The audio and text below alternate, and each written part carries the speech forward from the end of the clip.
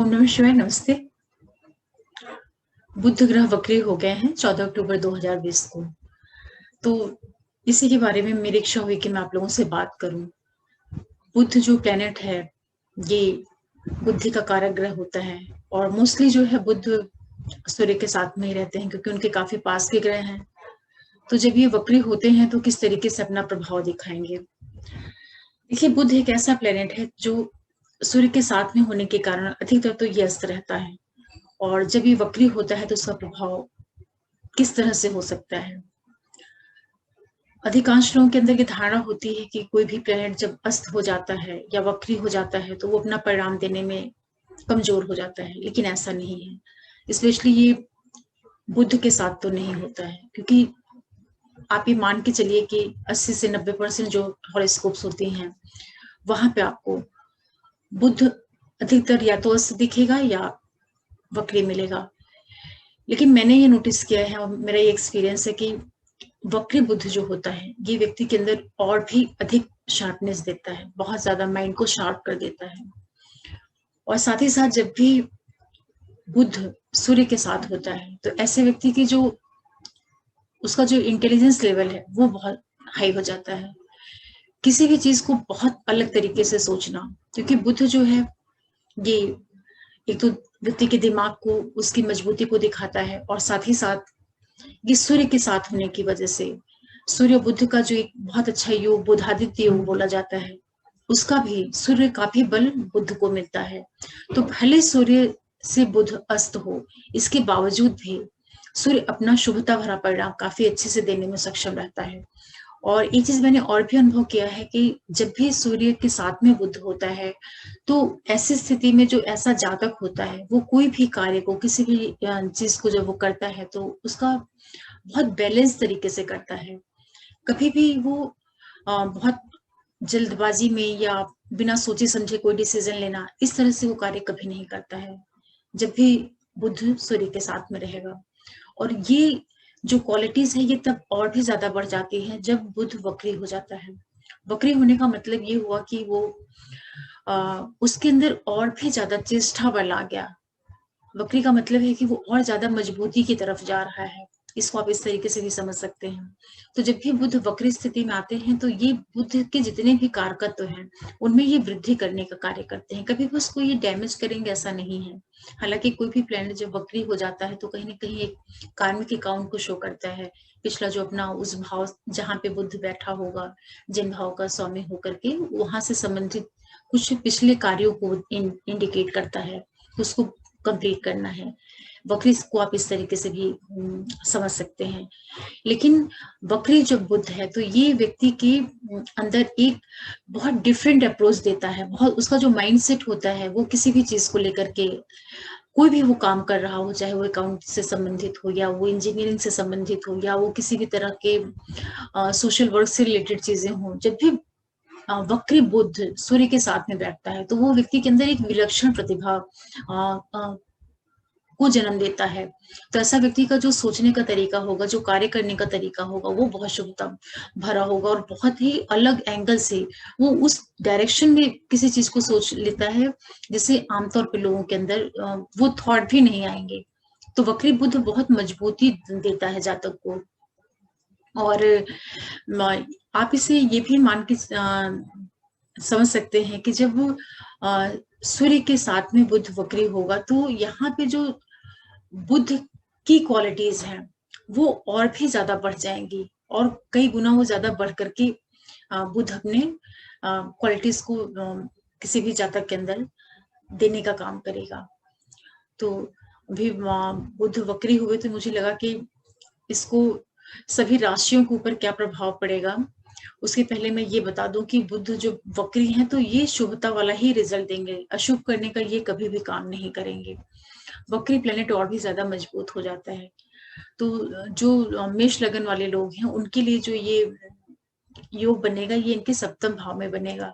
सप्तम भाव में बुध वक्री होंगे, ये तृतीय के और छठे के लॉर्ड होकर के, तृतीय और षष्ठेश होकर के ये सप्तम भाव में पहुंचेंगे। तो ये आपके लिए जो आपका पराक्रम है, जो भी आपके अंदर एक काम को करने का जो तरीका है वो आपका काफी मजबूत हो जाएगा। उसमें एक नया आइडिया, नए न्यू आइडियाज आना शुरू हो जाएंगे, या किसी भी तरह का जो भी आप अब सर्विस सेक्टर से जुड़े हुए हैं, या जो भी आप किसी भी फील्ड से जुड़े हुए व्यक्ति क्यों ना हो, लेकिन चूंकि ये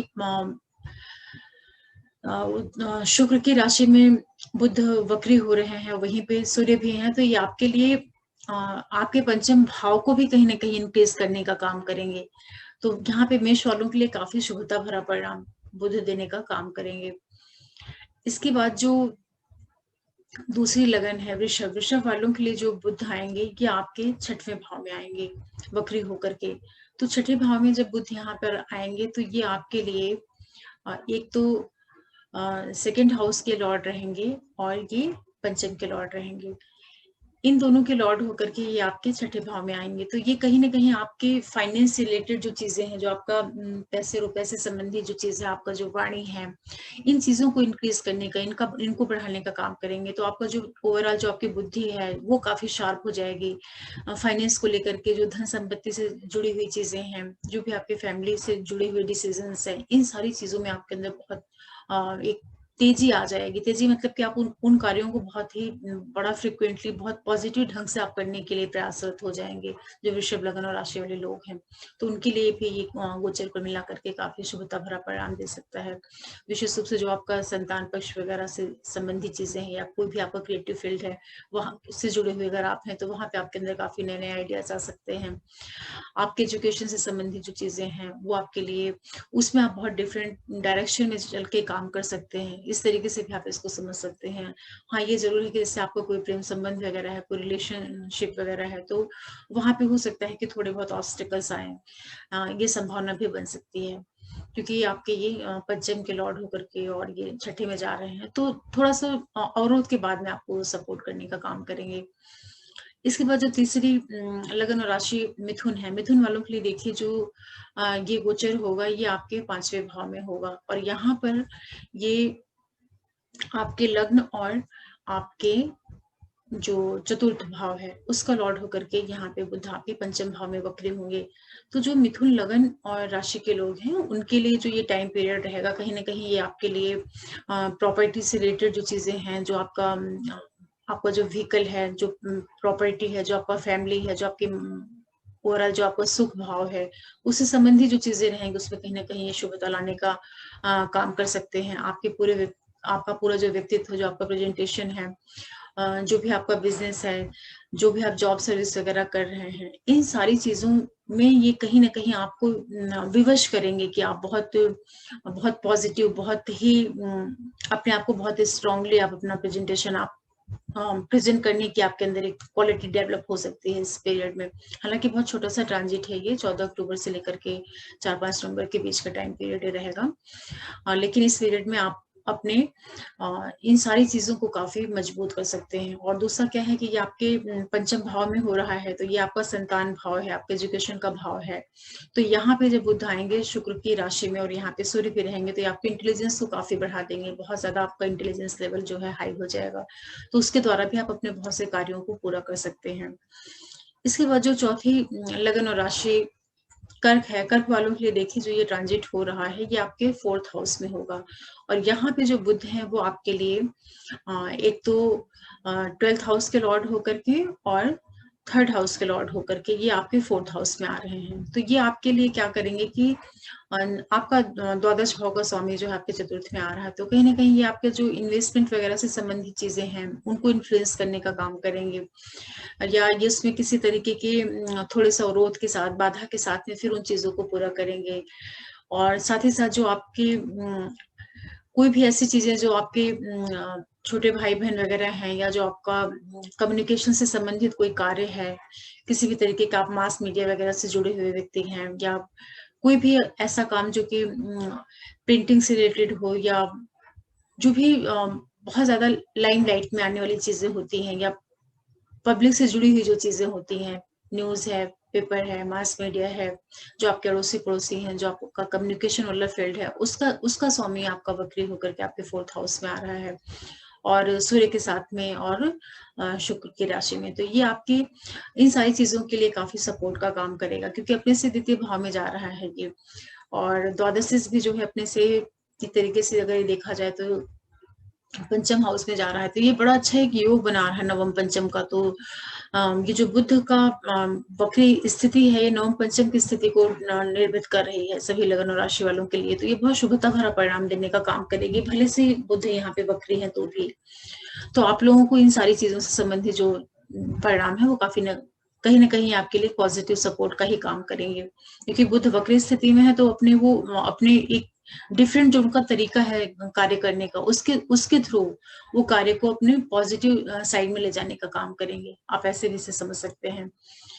इसके बाद जो 5वीं लगन और राशि सिंह वाले हैं, सिंह वालों के लिए ये ट्रांजिट आपके बुध यहाँ पे आपके एकादश भाव के और आपके जो द्वितीय भाव है, धन भाव है, कुटुंब भाव, उसका लॉर्ड होकर के वक्री स्थिति में आपके 3rd हाउस में आएंगे। तो 3rd हाउस आपका पराक्रम का हाउस है। जब यहाँ पे आपका लाभेश और धनेश वक्री स्थिति में आएगा शुक्र की राशि में, वो भी अपने लग्नेश के साथ में, भले यहाँ पे लग्नेश उसका नीच की स्थिति में है, इसके बावजूद भी वक्री बुद्ध जो है अपने इंटेलिजेंस के थ्रू ही आपके धन वृद्धि को बढ़ाने का काम करेंगे। आपकी ओवरऑल जो प्राप्तियां हैं, जो आपकी कम्युनिकेशन स्किल है, उसमें इतनी शार्पनेस लाएंगे, इतनी मजबूती लाएंगे कि आप अपनी वाणी के थ्रू, अपने प्रेजेंटेशन के थ्रू, अपने कॉन्फिडेंस के थ्रू, या ये कह लीजिए कि आपका जो काम करने का तरीका है, इसके द्वारा आप बहुत स्ट्रांगली चीजों को अचीव करने का काम करेंगे यहाँ पे बुध आपके लिए।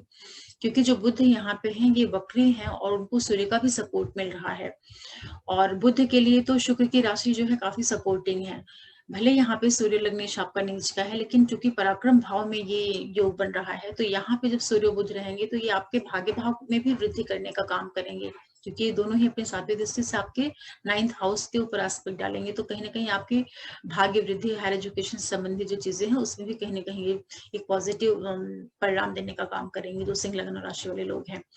इसके बाद जो 6वीं लगन और राशि कन्या है, इन लोगों के लिए देखिए जो बुध का ट्रांजिट हो रहा है, ये यहाँ पे बुध आपके लिए एक तो ये 4th हाउस के लॉर्ड होंगे, सॉरी 10th हाउस के लॉर्ड होंगे, और इनका जो गोचर आएगा, आपका जो दशमेश है और जो आपका लग्नेश है, ये दोनों मिलकर के आपके द्वितीय भाव में आएंगे, धन भाव में। तो जो कन्या लगन और राशि वाले लोग हैं उनके लिए भी काफी शुभता वाली स्थिति है। बहुत स्ट्रॉन्ग ये ट्रांजिट उनके लिए भी है। इसमें उनका कर्म क्षेत्र भी मजबूत होगा और जो उनका लग्नेश है, लगन की भी स्थिति मजबूत होगी और द्वितीय भाव में बन रहा है। तो ओवरऑल जो आपके लिए ये नवम पंचम का ये योग बना करके वक्री बुध आ रहे हैं आपके द्वितीय भाव में, तो ये आपके लिए जो आपका प्रोफेशन है, वर्क है, जो आपकी सोसाइटी में जो आपकी एक पहचान है, जो आप एक ओवरऑल जो आपका एक वर्चस्व है, उसको बढ़ाने का काम करेंगे। साथ ही साथ ये आपके लिए आपको स्टैब्लिश करने का काम करेंगे। आपके धन भाव में हो रहा है तो आपके धन भाव की भी वृद्धि करेंगे किसी न किसी तरीके से, फाइनेंस को भी इंक्रीज करने का काम करेंगे। आपकी वाणी में ऐसी शार्पनेस लाएंगे, बहुत डिफरेंट तरीके से आप चीजों को प्रेजेंट कर पाएंगे, क्योंकि बुध जो है वक्री, ये बहुत मजबूत हो जाता है वक्री बुध और सूर्य के साथ में, तो ये आपके लिए बहुत सपोर्ट का काम करेंगे। तो जितने भी कन्या लगन और राशि वाले लोग हैं, इस टाइम पीरियड का, इस गोचर का आपको फायदा लेना चाहिए, क्योंकि यहाँ पे जो ये बुध है, ये आपके लिए कहीं ना कहीं जो आपके धन है उसको वृद्धि का कार्य करेंगे, आपके प्रोफेशन को स्टैब्लिश करने का काम करेंगे, और साथ ही साथ आपका जो हर तरह का कार्य है, चाहे वो आपके जॉब से रिलेटेड हो, बिजनेस से रिलेटेड हो, ये सारी चीजों को ये इंक्रीज करने का काम करेंगे, बढ़ाने का काम करेंगे।